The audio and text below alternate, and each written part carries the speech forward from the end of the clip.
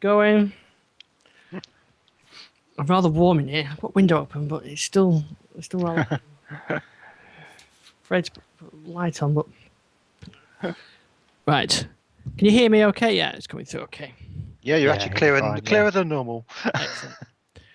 Right, notes here. Right, some things I've got for the notes. Windows 8, SkyDrive, 4G, Barnes & Noble, Seaton, and a bit of Raspberry Pi stuff. So quite a few. Oh, and I got an email that said about Sonos thing. So Yep, and I'll cover off my Kingston long-term review as well, which I said I would.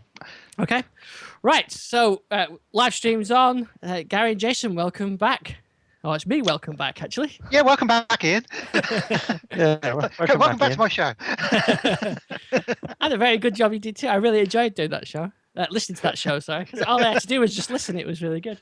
It was good fun, actually. I must say, the guys from J-River were really good to chat to, and they've said if anybody's got any questions from that podcast, they're quite happy to answer them. So let me know, and I'll pass them on. Yeah, it was good that the.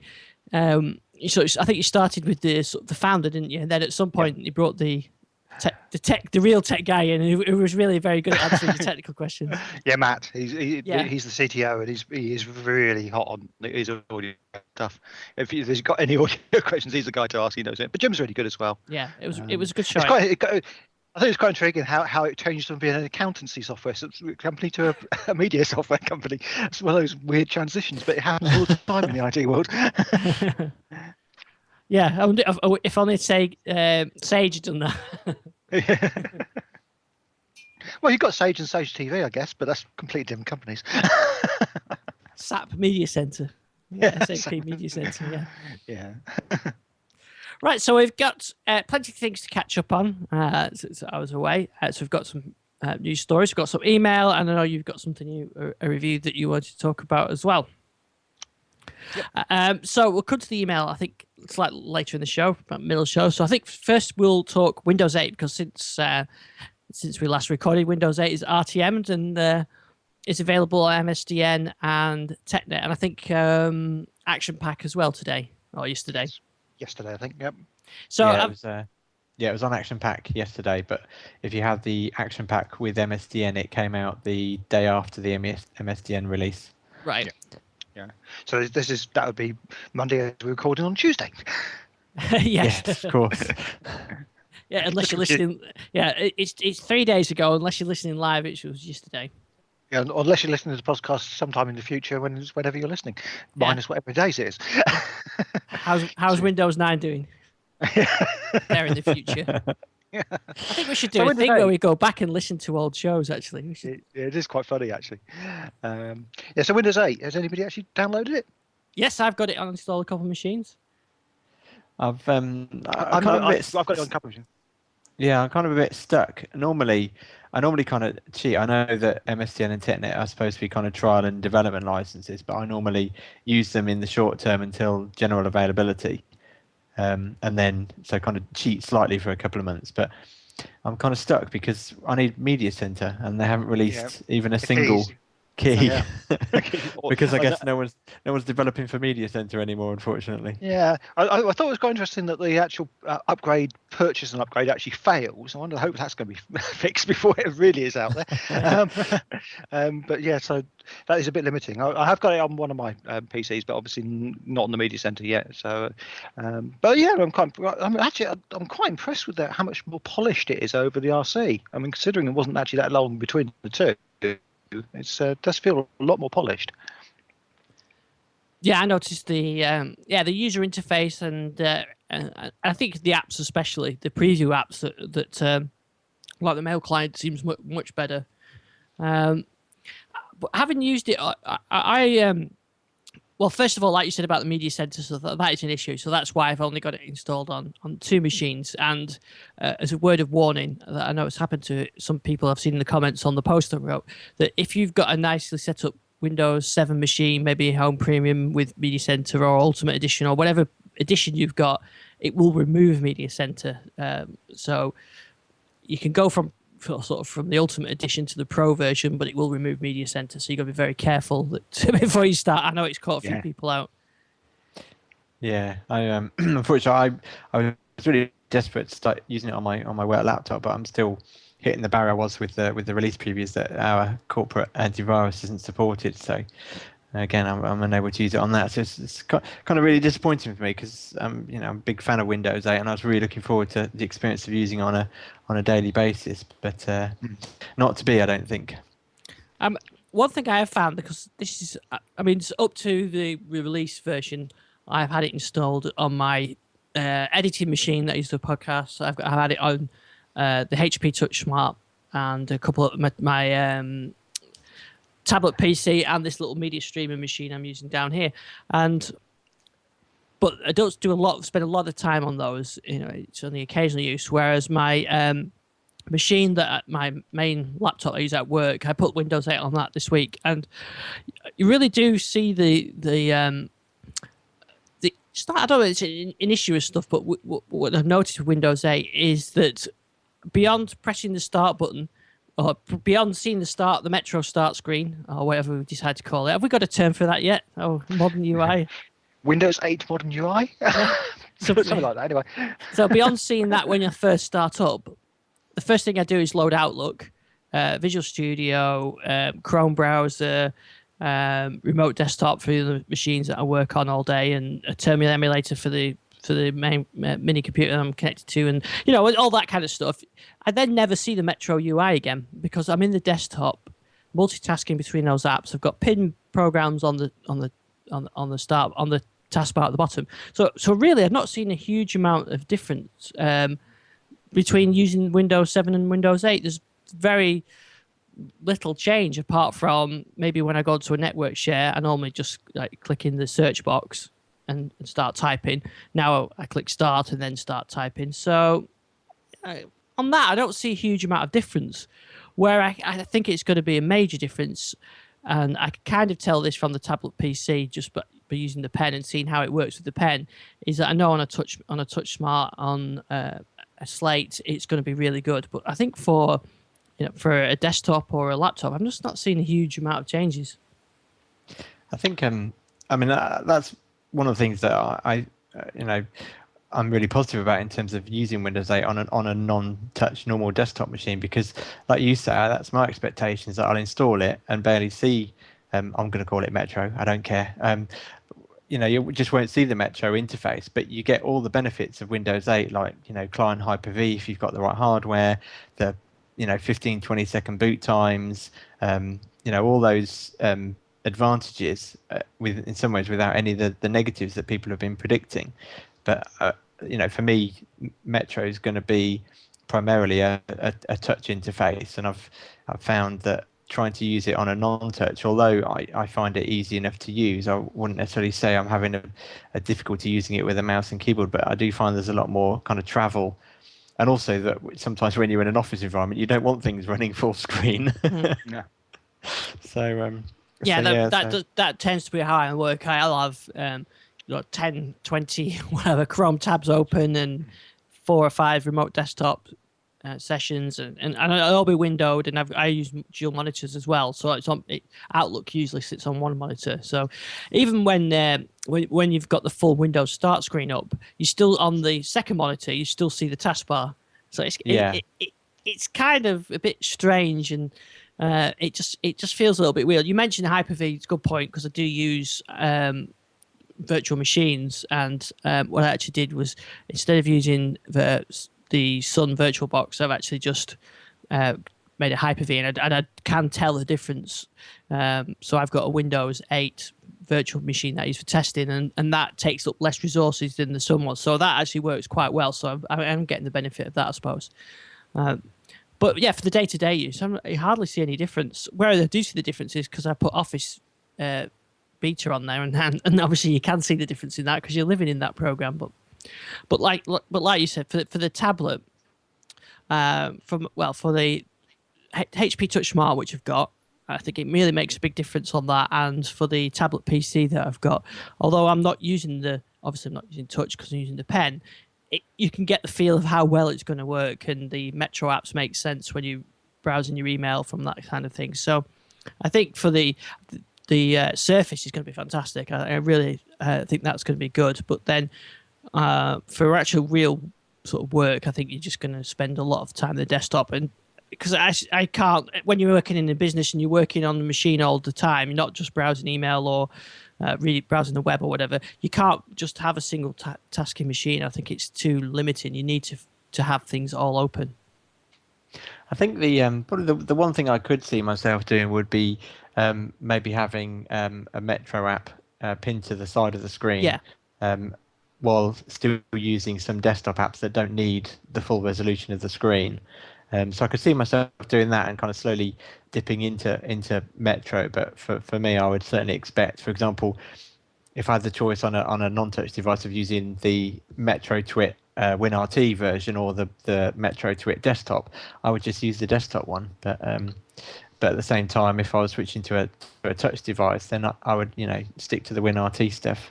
Yeah, absolutely. And I can see that, not from a tablet, from a slate, you get the touch, and then because you're not using the traditional apps, you've not got the same battery drain and everything else. So it makes perfect sense, and you can almost see there must have been very much talk within Microsoft of splitting it into two separate OSs, and there was arguments on both sides, and you can see why they've done it. But I don't know. I think the main reason is one of them is that you said for quite a while is that, how else would you get Metro apps developed if you don't put it in front of people? So it makes sense from that point of view. But I just found that it's not a big deal actually take your day-to-day machine, upgrading it. Yeah. I mean, the other advantage I've come across, and maybe this is just perception, but I found when I'm testing Windows 8, when a machine wakes up from sleep or hibernation, that the network comes back so much quicker, especially on a wireless network. And I know that was some of the stuff they talked about optimizing. So I really do think, I think if you can get past the fact that you've got this modern UI or Metro UI that you barely see, but you sometimes, and maybe even start to dip into a bit more as you get used to it, that there are definitely advantages. And unless you're talking about a media center, a HTPC where you kind of got that set up and working, I can see reasons to upgrade to Windows 8 on touch devices. I think it's just, as Rich says, he thinks he's really not getting on with it at all in the chat room. Yeah. Rich was saying that he just dropped straight to the desktop, which is what I found. So yeah, on the question, Rich says, "What's the point?" But I suppose, like you said, Hyper-V, it's the latest version. You're going to get the latest drivers and everything else. So it's from that side, I can, it's kind of a nice thing to do. There's certainly no rush to change any of them other machines, apart from the Touch Smart. I really do want to get that one upgraded, but I'll just wait for the Windows Media Center option for that. Yeah, I think so. I mean, optimizations are the real key, I think, because there are some very nice. I mean, I've got some fairly old laptops which had a real performance boost on Windows 7, but putting Windows 8 on them and they're like lightning. So it seems to be more of an effect on older hardware than it is on newer stuff. Yeah, I mean that 27p that I've got, it's got dents and everything as it's travelled the world, but it performs really well. So Windows 8 RTM. Now I know that we've had sort of internal MVP discussions about getting the keys. So with no news yet, but definitely the Media Center or the Windows Entertainment Connected Home, whatever we are, MVPs. We're certainly pushing Microsoft for the keys. So they've not come back with anything yet, but we are asking them to look at it. Yeah. I think, I mean, there are, as I say, there are, joking aside, people developing still for Media Center. Absolutely, look at DVB Logic. It would be nice if Microsoft just released one key for Media Center, because I think I read, and I might well have dreamt this, and I wish I could find the article. I've tried to dig it out and I can't, but I'm sure I read that if you use the same key twice, that the synchronization doesn't work of settings and whatnot, which seems sensible to me. Like if you're trying to use the same MSDN key in multiple places, it kind of makes sense that it has some restrictions, but it'd be nice to have one Media Center key. Yeah. Well, especially since it's supposed to be a free upgrade, so it's... Yeah, I mean, if you've got Windows 7 Home Premium or Ultimate or whatever, and then you install the Pro Edition, you get, you want the Media Center part of there. Yeah. A couple of things.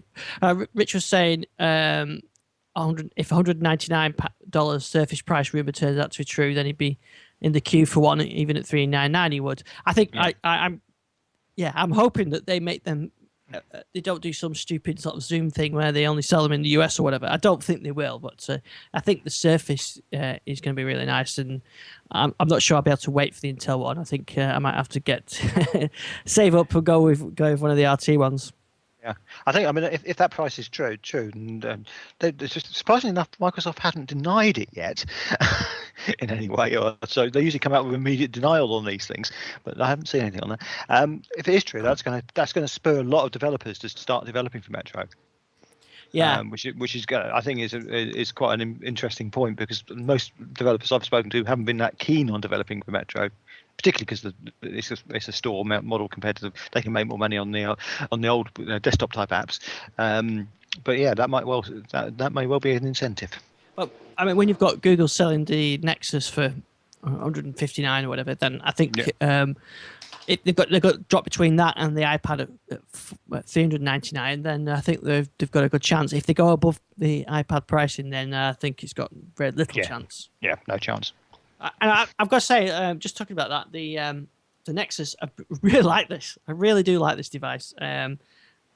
I took the iPad and the Nexus on holiday with me and didn't use my iPad at all. I only used this. I mean, I didn't have a lot of bandwidth, so I didn't really use it that much for the first part of the week. And at the weekend I did, so I was using it then. But it's just such a nice form factor. I don't know what it is. And I think for the price of it, it's brilliant. So I've been really impressed with that. So it would be nice to have a Windows one, an RT one to go with it. So you want a 7-inch RT now, as well as the 12-inch one, so you can use it as a phone. Yes, it is a bit on the small side. I think the 10-inch would be better for the phone. Yeah, it doesn't work with these headphones on. Yeah, I can't wait to get all of the RT. So yeah, we've got to wait a bit longer. Also, this related to the RTM, Microsoft have done a bit of work on SkyDrive, and I think there's a nice Windows 8 style SkyDrive out there now, and there's a SkyDrive for Android coming. Yeah, it's good stuff. And the Windows 8 one, it's been redesigned, looks nicer. Actually, I mean, you made the point about the apps on the new version, the release candidate version of Windows 8, and they've all been really polished compared to what they were like on the RC version. The RTM versions are just like it's chalk and cheese. It really is. Yeah, I think particularly the Mail app, I like to look at the Mail app. And the SkyDrive app, the new SkyDrive app, has got that sort of polish as well. Yeah, and I think the fact that they go for Android as well is pretty good, because that really does. The reason why I discounted it is because I've been using I use Dropbox, and that's Android, Windows Phone, whatever. And this really is the last sort of barrier for me. So apart from you can choose which folders to sync on. Like, you can't choose which folders to sync like you could on Mesh, and you can in Dropbox kind of thing. But I think there's not really a lot between those services now. Though they have said they're looking at selective folder sync in SkyDrive, so that may come as well. Yeah. I think they're going to have to bring that feature, because, taking the Icono as an example, it's only got a 32 gig drive, and you just couldn't have everything syncing to that. No. Yeah, exactly. Yeah. So it could be potential to switch back, especially if you get a lot of if you start using Windows 8 apps on the Surface, and they're all using SkyDrive for syncing data and everything. I can see sort of being drawn back into that. A question from the chat room: does anybody know when Windows 8 Metro? Does anybody know when Windows 8 Metro will support RAW photo codecs? Still working desktop, not on Metro. I'm not sure, to be honest. I've not tried. I've not got anything that works with RAW. I think that's going to be dependent on the apps which come out. It's not really a codec issue as much as whether the apps support them. I think I'm trying to remember if Cyberlink's Metro app supports RAW. I can't off the top of my head. I'll have to look that up and see. But they certainly were talking about it at one stage. Yeah, I remember seeing a demo when I saw a demo at CES, but I can't remember. I know it was talked about, but I can't remember whether they actually said it did or it didn't. I would have thought it's part of the operating system, and it just that's a format that it works. Oh, he says it doesn't work with the stock photo app, but maybe there'll be an update. I don't know. Yeah, I don't know if they. I mean, they're certainly not talking too much about that, but I'm just trying. If they want it to work on RT, then it will have to, because there's no other way of supporting it. True. Yeah, if they want to, yeah, that's a very good point. So yeah, it doesn't. The Cyberlink press release doesn't say anything about Aurora either. So I was just having a quick check. Yeah. Another question from the chat room. Oh, this is another topic, but one for Jace maybe. When will Windows Phone 8 RTM? My contract's up next month, and I'm holding out for a phone. Me too. I think, as Rich says, there's the Nokia event scheduled with Microsoft on the 5th of September, but I don't know whether or not they would announce RTM at that point, or if they're going to announce just devices. Ever since the announcement of Windows Phone 8, they've kind of locked the shutters down again. Apart from the leaked SDK, there really isn't much coming out. I mean, Nokia's kind of given a few clues away, and I know some sites have had some potentially leaked devices. But yeah, it's gone into Windows 8 mode where they're just not saying anything. Yeah.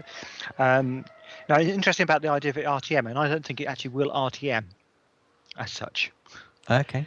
Because the way they work on that there won't be a sort of an RTM date as such. I think that it will actually will be released to the manufacturers, but it may not. It may be released to some manufacturers earlier than others, as they say. Yes, no, I can certainly see that. I think I mean my expectation is that they'll stick. I mean they've been ever since the first devices, and then Mango. It's kind of been a September October. Sorry, September October release time frame. So. Yeah, it makes perfect sense that they've got to get them out in that period if they're gonna hit, as we've often talked about, Black Friday. If they were really smart, what they'd do is they'd have the Nokia event on the 5th, and they'd say, and the Lumia, 9500, whatever it is available tomorrow. Yeah. But as we've seen with the Surface, they've been really good at building up anticipation for the event, and then been really bad at sort of giving you the extra information that you really want, like how much is it and where can I buy one. Yeah. I think Nokia have got experience in this sort of stuff, and I think they will get releases. I mean, what tends to happen with Nokia devices is that they have them ready to go, but then there's a delay because it takes a while to get them into the operator supply chain. So if you have a device, and particularly in Europe, if you have a device released in September, October, you may not actually see it in the shops till January. Yeah, and I suppose there's a lot of people. I don't know why. It must be the way that the devices of sort of years have worked out. But a lot of people like you, Jason and Rich, who contracts are up this year. My wife's contracts up, and I know you guys are. And there seems to be a lot of people who are all eagerly anticipated to see what happens with the Windows Phone, and of course what happens with the new iPhone. Because the one thing that Joe Belfiore did say was that they were going to have another event to talk over consumer features, so it would make sense for this September 5th event to do something like that, and then I know that kicks off some other Nokia events. So yeah, I think 25th September or 28th of September I think I'm due an upgrade. So you may have to wait a little bit longer then. Yes, just a little while, but I think my only concern from a pure selfish perspective is obviously I think Nokia is going to really fight to strike up exclusive deals with some of the carriers. So I'm with T-Mobile, so it'll be interesting to see which device I can actually get my hands on. And maybe you could have a 4G one. Yes. No, I read that with interest today. Mind you, I'd settle for any signal where I work, so I don't care what it is. Yeah, because moving on to another story, Everything Everywhere, which is the name of the joint sort of, I think the T-Mobile and Orange were sort of merged, and they're now called Everything Everywhere, although they still brand them as T-Mobile and Orange. They got permission to go ahead. Yeah, for now. Yeah, because that's one of the rumors, isn't it, that they're going to switch to this new branding. But today, as we record on Tuesday, they've got permission from Ofcom to use some of their existing bandwidth for 4G services. Yeah. So what will that mean to someone with a 4G phone? What will we get? Speed. Basically, it's going to be equivalent to most people's broadbands. 4Gs. It really depends where you are and what they've actually got in the way of back end on it. Because often we talk about these things. 4G is only as fast as the network is connected to. So you could end up with the same situation we have in London at the moment, where you might have lots of 3G connectivity, but then the actual nodes only talk back to the base at a couple of megabits. So that's going to depend. But actually, 4G should give you pretty impressive speeds, depending on your device and the power. The one caveat on that is that obviously with that sort of speed and the power, your battery life is going to be hit. It's going to be like the early 3G phones, where we're probably only going to see a couple of hours battery life running at full 4G powers, but we'll see. I mean, it's I'm trying to remember which of the 4G standards that everything everywhere have gone to. Well, I know that they're using I think is it the 700 megahertz band, the one that they've already got, because they've got they've got Orange's band and T-Mobile's band, and they're going to use one of those bands. Yeah. So basically, I think that's the one which does 100 meg per bits per second. So that's going to be pretty fast enough, really, isn't it? You can do 1 gigabit per second, depending on how you set it up. That's basically for stationary use. So that's all like point-to-point 4G. But for mobile stuff, I think it's 100 megabits, which is going to be pretty cool. Be on your phone. I wonder if that'll be compatible with any existing 4G handsets that are available, because there's loads available in the US. Or whether that's a different band. That's a good point, actually. I mean, I think it's the actual standard for 4G is the same. Right. But it's the bands. It's a good point. Different flavors. Different flavors, yeah. Yeah. But it was good timing, though, isn't it, that they would have this announced. This, I think, is it September 11th? I think, so they're able to use the band. And the rumoured iPhone device is the day after or something. iPhone announcement is the day after. But then, of course, we can have Windows Phone as well, because I think that's going to support 4G, because for the US market, certainly. I think everything's going to support 4G. I don't think you'll see anything without 4G support in 2 years' time. In fact, I think it'll go like 2G to 3G. It's just going to be time. The interesting thing is the side effects of 4G. And how that impacts and how much negative press that's going to cause. I mean, people know, but basically 4G splatters all over the television airways here, so the Freeview signal in certain places would be very adversely affected. In some cases, it actually may mean you can't get Freeview signal in particular areas. Right. But they've got budget set aside to allow people to have Sky and cable fitted in those situations. But I think that's still going to have an impact. And I know that Vodafone aren't particularly happy. They think they're because they're not happy at all. Yeah, that's a slight understatement, I suppose. Because the actual auction is not going to be till next year, is it? So they won't be able to get till next. So that maybe give them a year without 4G and everything everywhere, selling iPhone 5 with 4G. I can imagine that being a big impact. Yeah, I think it would be. They're not happy about that, but I think we need to get on with it. Just get that out there, get the 4G out there. I think, but we do need to invest in the backbone as well. I think that's one of the biggest issues we've got with our telephone system, particularly in the UK. I'm not sure it's probably the same worldwide, but the fact that you've got all these nodes broadcasting 3G at the moment, but you can't have that many people connected to them because the backbone just doesn't cope with it. Yeah. And if they're going to bring 4G in, it's going to potentially have even more people potentially connected to one node, because the standard allows for that. Unless they get the backbone in place, it's not going to work very well. And I suppose they need to work out tariffs and bandwidth caps and all this kind of stuff. Because potentially the 4G will be way faster than I can get on ADSL, and whether that would be something to look at in the future is just have a 4G router and ditch the ADSL that I've got here. Yeah, and certainly that's one real possibility with it. That you might actually have static 4G in certain areas. Certainly for rural broadband, it makes a lot of sense. So I'm looking forward to seeing what they come up with, and certainly Windows Phone 8. We're looking forward to seeing how they do. Jace, any idea when we'll see the 7.6 is it, or 7.8 update or whatever it is for the existing phones? Again, I haven't really seen any rumours. I know, if I recall correctly, they said it would come after Windows Phone 8. So, but no, again, there's just nothing coming out of anywhere. Mm. It's all silent. If Jason doesn't know, nobody knows. Yeah, exactly. No, I mean it is amazingly quiet. There's just isn't anything, and I know people are still holding out that Windows Phone 7.8 is going to have more than just the script, just the new start screen. But I think I'd be amazed if they've really managed to find the time to put in that engineering effort. I think it's all focused on Windows Phone 8. Yeah. Okay, so moving on, I've got an email in from Peter Gates, and this was quite good, so I thought I'd read this out. It's not too long, so he said, "Hi Ian, I hope you don't mind the direct mail, but I want to pick yours and the other TDL guys' brains about something.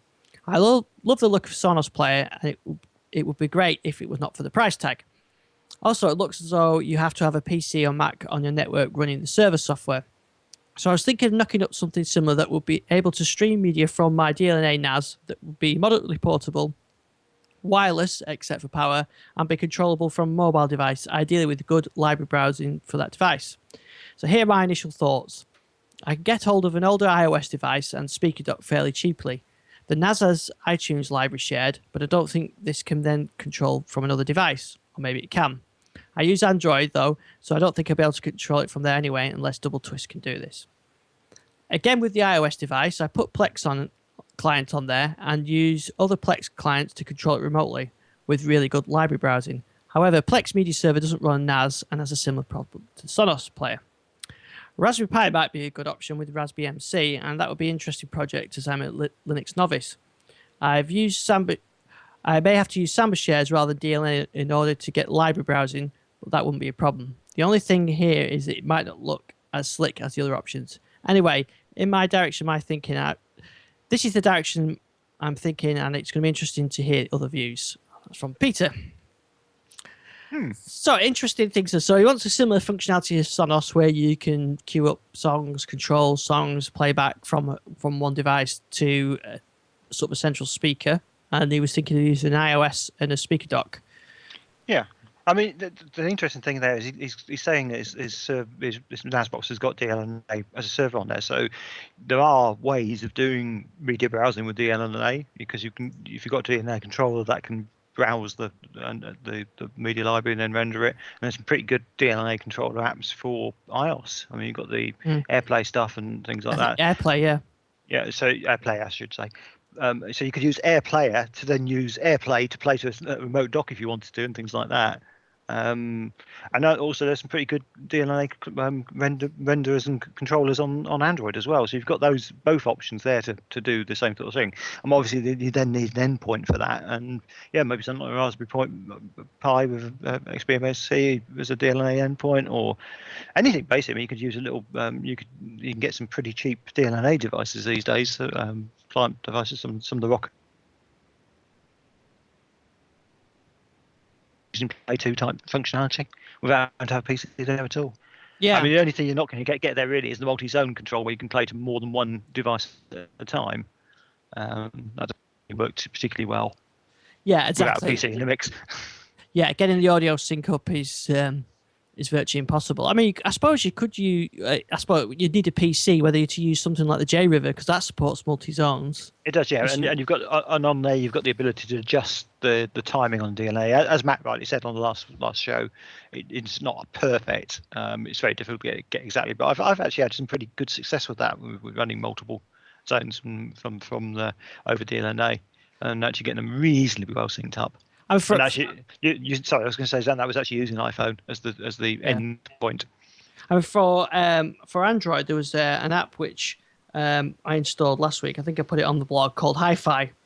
Which I'll show on the camera there. I don't actually you can see that very well, but it runs on an Android, and basically it's sort of like an AirTunes or AirPlay client for Android. So you would just plug your speaker dock into that, and then you can control that through iTunes, through iOS apps or Airfoil. So that would be another way of doing it as well. So there are quite a few ways of doing it. DLNA, my biggest issue, I think, is down to complexity. For quite a while, I had a speaker dock plugged into a little PC using AirPlay installed Media Center. In fact, I used the audio one, SharePlay, I think it was called. SharePort. SharePort, that was it. I installed that, and that was pretty good, and that worked quite well, but it was sort of 70 to 80% reliable. Sometimes you get as good as 90. Which is fine for me, but as soon as anybody else in the family used it, it crashed. Yeah. And whereas the Sonos is so rock solid reliable, but you are paying a premium for that. Yeah, you are. Yeah, I mean, you certainly could get that reliability if you said you had several PCs with J-River running on, for example. Yeah. Going back to that, because I've done that, and their DLNA stuff works really solidly. But I think that's the problem with DLNA, because it's multi-vendor. Unlike the iPhone stuff and Sonos stuff, you're always going to have that risk with vendors not quite implementing things the way they're supposed to. Yeah, and I'd also mention the Raspberry Pi. I've used, in fact, I did a post on it. There's a media server distribution for Raspberry Pi, which is a Linux distribution, which you put on, and then when you just run setup, and it asks you to pick. So you can pick like, I think it was Squeeze Box and some of these other formats, and you could basically set one up as a media server or a media client pretty easily. Yeah, that's actually the point. Some NASs actually support Squeezebox as a service. Yeah. That's another option he's potentially got. Yeah. So if any listeners got any suggestions on that, send those in, ian@digitallives.com, and we can discuss that on the show. I think it's a good project, and certainly if you want to teach yourself something like Linux, getting a Raspberry Pi is a nice cheap way of sort of getting into that, and you learn so much from just tinkering around, and that's the way to do it. Yeah. A couple other things I want to mention, Media Center related. Seat and Companion apps have hit the release candidate stage. Yeah, don't they look nice as well? Yes, they've done a great job. I mean, they really are flying the flag for Media Center development at the moment, Seaton.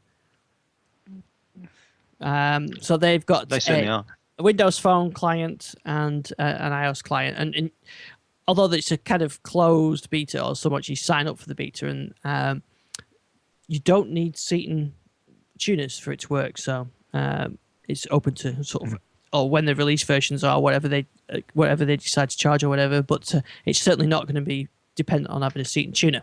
Yep. Very nice. Anyway, there's a video and a link for that in the show notes of the video showing off. Always doing good work. Yeah, the video is really good.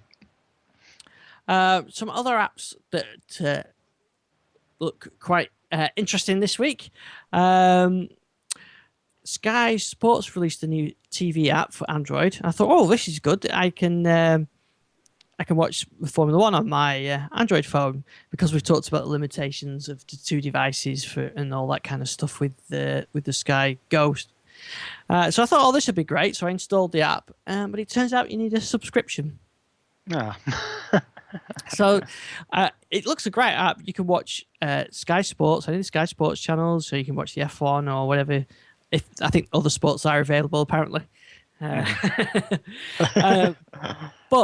for you to use it, you've got to pay. So I think this is really designed for people without a Sky subscription, obviously. So it's $4.99 as an in-app purchase from Google Play. And then you can get to watch the 6 Sky Sports channels on your phone. So if you're not a Sky customer and you really want Sky Sports on the go, then I suppose it's not a bad option. But if you're already paying, then it does seem a bit, pointless. Yeah, I'd agree with that. And also the devices are pretty limited as well. There was only a few HTC devices, and actually it does support the Galaxy Note, but certainly not Jelly Bean or a very limited set of devices. Yeah, it does seem strange that you have to be a subscriber again, even if you're a Sky subscriber. That seems a really odd thing to them to have done. I think obviously they're looking at different ways of monetizing their content and to non-subscribers. Yeah. Oh, something I forgot to mention, we talked about Windows 8 as well, is the AMD drivers have been released for the RTM, which is pretty good. I mean, I did put in the post, we remember back to sort of the Vista days when drivers were absolute nightmare and it took ages to come out. So it's good to see them coming out straight away. Yeah. I think with Windows Vista, the hardware OEMs just gave up trying to keep up with all the changes. Yeah, there was a bit of that, and plus it was very radically different. So I think, I mean, to be, I mean, it's perhaps not such a surprise that the Windows 8 drivers are coming out this quick, because they're basically Windows 7 drivers. Yeah, which were basically Windows Vista drivers. Yeah. Yeah, but it's good to see them supported. I remember talking to people that kind of were kind of in the anti-Vista camp, and explained to them that the very reason why their drivers and old devices don't work is because Windows Vista, for all its faults, was more secure. It had a different printer driver model, it had a different graphics driver model. It was all part of the whole security. It was almost. I used to say to people, look, people have been shouting out for years that Microsoft need to rewrite Windows from the ground up. Well, with Vista, they practically did, and now you're complaining because the thing works. They can't win. Yeah. Yeah, it did. Yeah, I remember. What was the one I had problems with? Client access for the AS400. I could never get that to work on Vista. It took them ages to come out with a decent version of that. Yeah. I did have two successes there. I actually converted people that were anti-Vista, and I persuaded them to purchase Vista on a new laptop, and they got absolutely fine with it. It was just one of those operating systems that you either needed to know what you were doing or buy it on new hardware. Yeah. I mean, I'm not saying it didn't have its faults. It did, but anyone with Windows Update turned on, they did get fixed. Yeah, I have to say, I mean, this is something we talked about on the show, because we were sort of recording regularly all right through the life of Vista. We never really had any major issues with it, but once you got 7, you did notice something. Oh, this works so much better. I don't know why, but I never had big complaints about Vista, especially like you said on hardware that it was designed for.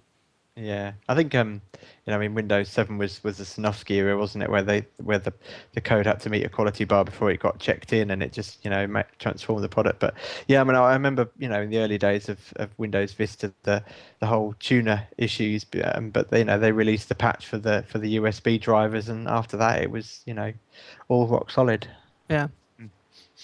Well, we're just Sky there. I don't know if you've not got it now, I know, Jace, because you finished your trial, and Gary, you're on the Virgin. Sky Plus Sky updated the Sky Plus app for iOS, and the iPad version's now got a remote control in it, so you can swipe to fast forward and skip and all that. Well, no skip actually. Fast forward and rewind and pause, and you can manage your recordings better now. So it seems a great idea. But it's, when you've got the remote control next to you, it's still you still just tend to use the remote control. But it's nice. It's a nice idea. Yeah. It really, Sky does really miss the 30-second skip. That's the real one thing I miss from Media Center. Yeah. There's ways of doing it, but it's a bit of a pain. Yeah. Because with Media Center, you can an ad break comes on, 3 or 4 whatever 30-second skips. You don't, aren't you? With the fast forward, you got fast forward it. You always overshoot. Kids shout at me, "Dad, you've gone past it. Put it back."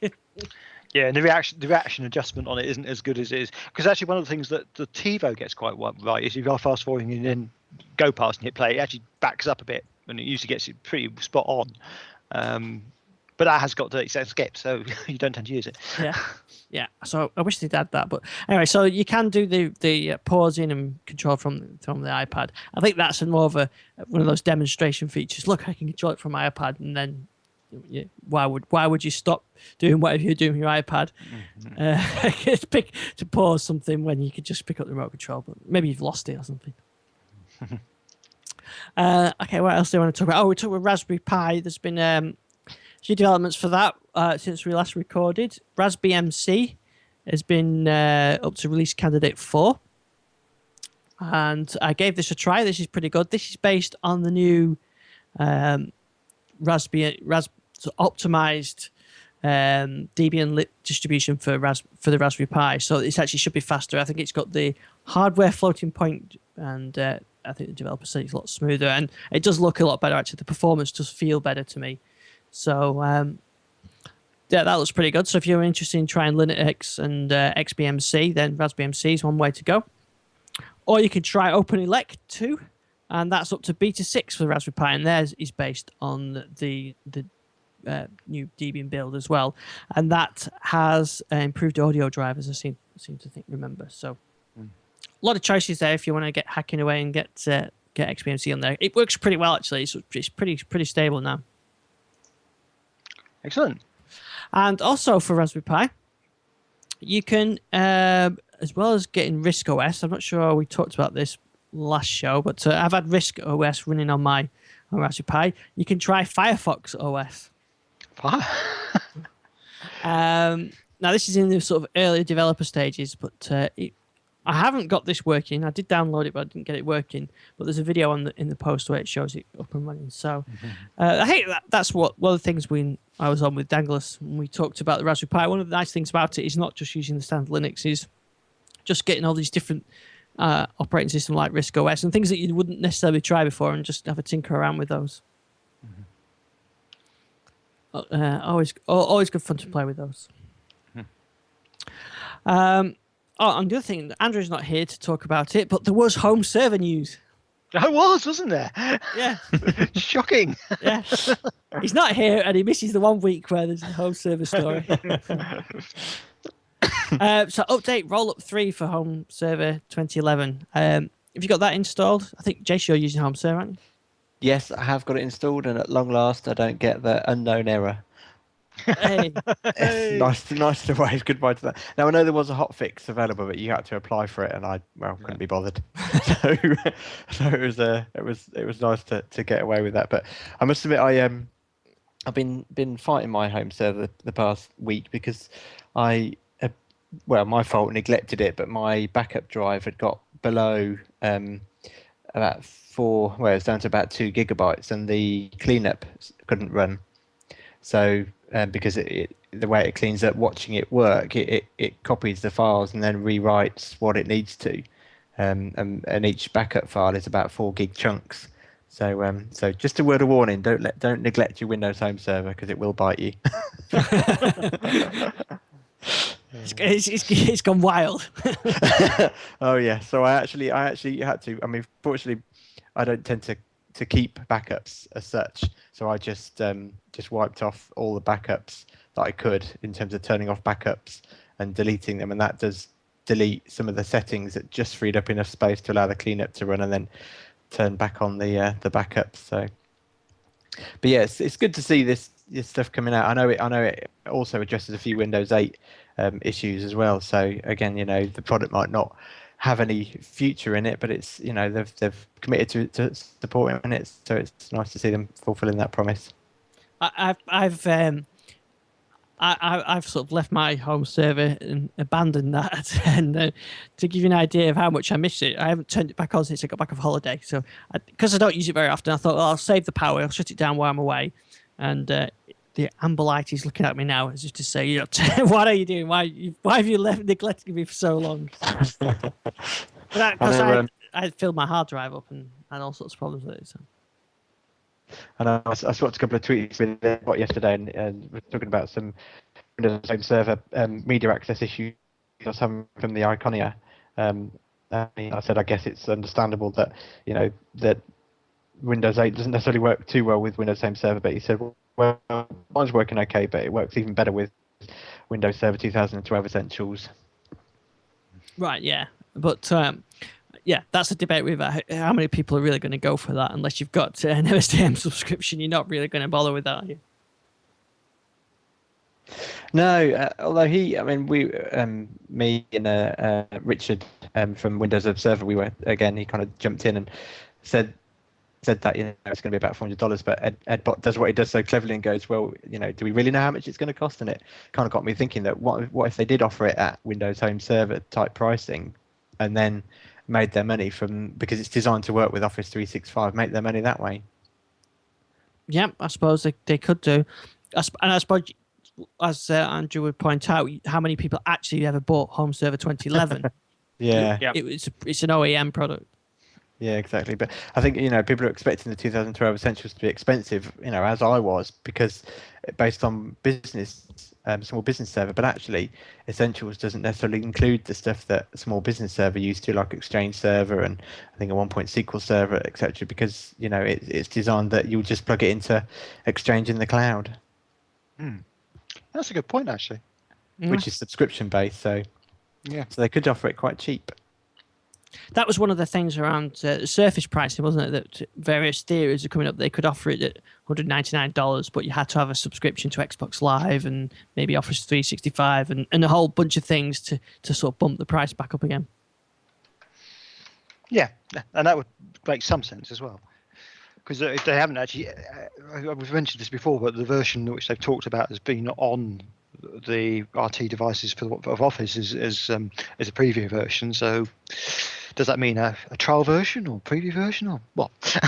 Yeah, we don't know. Rich says, I bet you a pint of beer at the user group meeting that the server essentials comes in at 200 plus. I'm not willing to bet you on that, Rich.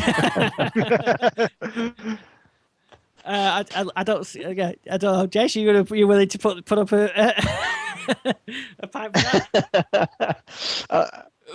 Maybe not. Maybe not. No. But I would like to point out I did say that Windows 8 pricing would be aggressive, and I was right. Yes, I remember you saying that. Yeah. Yeah, you were. This is true. We can't argue with that. And actually, I should mention as well. Sorry, go ahead. I was going to say, when you start talking about Windows Server pricing, then no, I'm not willing to put my money where my mouth is. The registrations page for the Windows 7 to Windows 8 upgrades is open. So if you've got a machine that's, if you've purchased a PC, I think it was 12th of June, something like that, and it's eligible, then you can go to the site, register your details, and when Windows 8's available, sort of general availability in October, you should be able to get your upgrade for, was it completely blanked on the price now, was it $14.99, something like that? Yes, yeah. I'll double check, but yeah, so the site's available now. You can upgrade. Link for that in the show notes if you want to register your details. And yeah, I think it's a good price, that, as we said. We certainly can't argue with the pricing on Windows 8. I think it's really good. No, I think perhaps they've had to be that aggressive because of the pre-negative publicity. So try and get the early adopters in. And how long those prices will stay like that, I'm not quite so sure. But yeah, I did see a few rumours floating around this afternoon that Windows 8 pricing was going to shoot up quite quickly after that 31st of January deadline. But yeah, we don't know yet. No, we don't. I know, Gary, you've got something you want to talk about, so I just want to briefly mention the user group meeting. It's just a month now. So if you've been procrastinating registering, get registering now so we know how many people are coming. We're sorting out some prices. I've got some books from A-Press, and we have some licenses from DVB Logic as well. Trying to get DVB Logic to come over, actually. That's on the card, so we may see them in person. Excellent. But you'll certainly see us, and the vintage computer demonstrations. We've got Linux user groups, Windows Phone development. Yep. And whatever, Gary, what are you doing? Barcode tattoos or something? No, I think what I'm going to do this time is J River multi-zone, actually. Oh, very interesting. Yeah, so there's loads of stuff. We'll do a recording of the show as well, and it basically means just a great time just to meet up with people, because we've not got any massive talks or presentations like we had in the past. We're really just making it so people bring stuff, set up on a table, and just go and chat with some people and have a look at what's going on. So. Yeah, sorry. Oh, so someone in the chat room saying it clashes with the University Open Day with daughter. That's a shame. Mm-hmm. They really should think about these dates when they're planning these university dates. I always find that family is very forgiving, so just miss it. There'll be another one. Yeah, she can always give them all the year after. But a year out, come on, it's the user group day. But we'll just arrange next year's user group at the same time, of course. Yeah, Richard's a bit of a trek, so Podman Hotel nearby. There is a hotel very close, a travel lodge. Although I think someone said that it was they had limited availability, but it is limited now. But if you can still get in. Yeah, so the travel lodge is right, sort of a mile away, less than a mile away, so it's pretty good. There's also a Premier Inn just a little bit further away. It's off the. Anybody knows the area, East Lancs A580 off the M6. So it's pretty close to Manchester, pretty close to Warrington. So there's plenty of places. If not, you can always sleep in your car, in the car park. We won't put you out. I think someone asked me the other day, is the hotel within staggering distance of the meeting? Yes, it is definitely. Yeah, I haven't decided yet. I might actually try and. I mean, it's about half an hour from my house, but I might be in staggering distance. So I might have to join some people in the bar on that one. I think it would be my duty. Uh-huh. Or at least get a lift home anyway. My wife could pick me up later on. Yeah. So anyway, get your tickets booked so we know how many people are coming. Right, Gary. Now you said you had something you want to mention about your review. Yes, so I've been doing the Kingston HyperX SSD review for. They kindly let us have one on a long-term review, because one of the things we said to them when we were starting looking at it was that with SSD drives, one of the biggest problems on them is reliability. We've had and certainly you don't really get to see that in a week or a couple of weeks review. So I've had this one just over 3 months now, which is really good, and it's working 100% reliably. So this is the Kingston HyperX 240 GB gigabytes 3K SSD, and it's incredibly quick. It's about they rate it they on their box, they rate it as 555 MBS read and 510 write. I actually got it slightly faster than that on my testing, so that was pretty impressive. As you have to obviously use SATA 3 for that to get the full ability of it. Now I can actually say that I've had 2 OCZ SSD drives go kaput in the time I've been running testing this one. So I don't know what that says, but it probably says that Kingston's SSD drives are pretty reliable. I mean, there's not much more you can say about an SSD drive other than the fact if you get their sort of I can't remember his luxury box or technical box, which actually has the bits to do transfer in it. It comes with a really nice external drive containers, so you can plug it in on USB port, software to actually do data transfer on it. Even comes with a screwdriver to fit it into your It's a really great bit of kit, and the prices have started to come down now, so they're very affordable. And it works. It does what it says on the tin. So the idea is that if you've got your existing laptop and it's a bit slow, or you're running out of space or whatever, you swap your hard drive out and just put this straight in. Yeah, basically, yeah. So you can transfer your drive your existing drive over to this. If you want to switch from a conventional hard drive to an SSD, this is a good way of going. I mean, with 240 gigabytes, you might be able to get a 250 gig drive onto it just about with squeezing. Obviously, the reason it's not 250 gig is because they actually allow a bit of space for some of the stuff that Sandforce implement on their drive controllers, which allow for much better use of an SSD. So you're going to get a lot longer life out of this than you are most SSDs, because the way it avoids doing too many writes right. to the same space on the drive. It's swapping things around all the time, which is really good. But yeah, it's incredibly fast. It works, and you can transfer data pretty easily to it. So, do you have to do anything with Windows once you've switched over drives? Can you effectively just back up take an image of the drive and put it back on, or do you have to reinstall Windows? You don't have to reinstall Windows. I've gone through this in the past. There's actually a trick which I posted on TDL about where you can you have to do some settings in the registry and a couple of other places to force it into recognizing that it's got an SSD. And the way it boots as well can be different with SSD drive.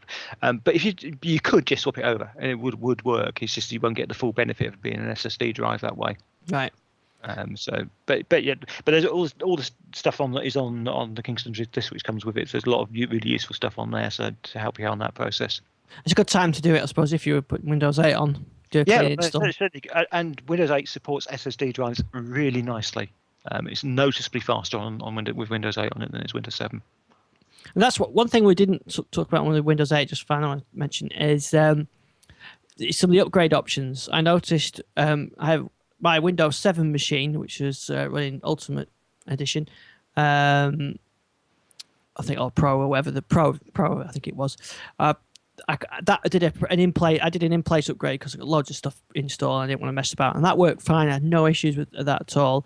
My tablet PC was running the release candidate, and that wouldn't do an upgrade, so that did a settings copy, but I have to reinstall the app. So depending on what it seems to be, if you're going from, I think it's Vista with one of the service packs, the latest service packs, or Windows 7 with the service pack 1, you can do an upgrade from Windows 8. I don't think you can do an upgrade, although I've got a feeling someone's got a registry or a key change or something to enable that. I think it's changing the text file, the setup file that you can do.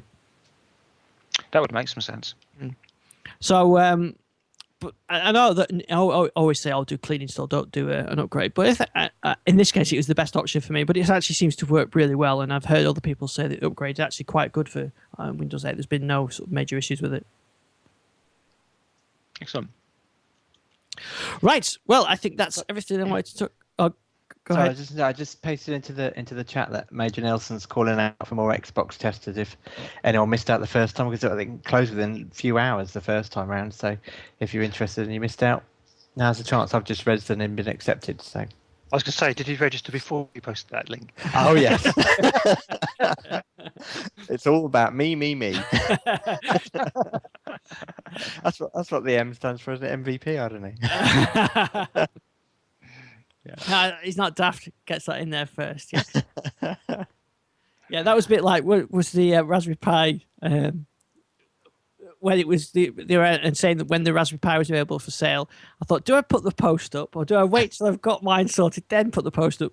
But I think it was too late by then anyway. Everybody knew about it.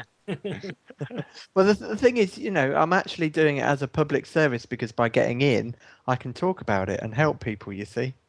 Is this the one that you can't talk about, though, wasn't it? I think, Gary, didn't you and Andrew have this where you weren't allowed to talk about one of the things that you were on? The previous one, you weren't allowed to, that was it. to talk about, or even tweet or blog pictures, even though I think a few of the official Xbox people did post pictures saying this is what it looks like. Yeah. But yeah, I'm not sure. I was too busy registering to read them. Yes, accept. Yes. Who needs license agreements and NDAs? And you just click for yes, whatever. Give me the stuff. I think one of them might have been, you must swap your phone for an iPhone. So I think I've agreed to that by mistake. But hey, get an iPad, but you don't have to open it. Absolutely.